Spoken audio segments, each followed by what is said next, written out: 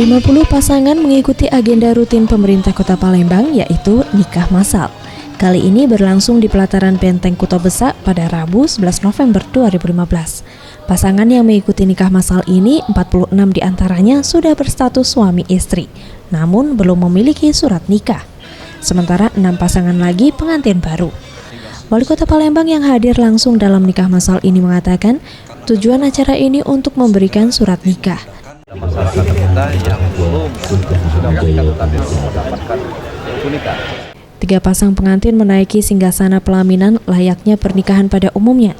Dian Yulianto ditetapkan sebagai peserta termuda dengan usia 34 tahun dan Muhammad Abduh berusia 74 tahun sebagai pengantin tertua.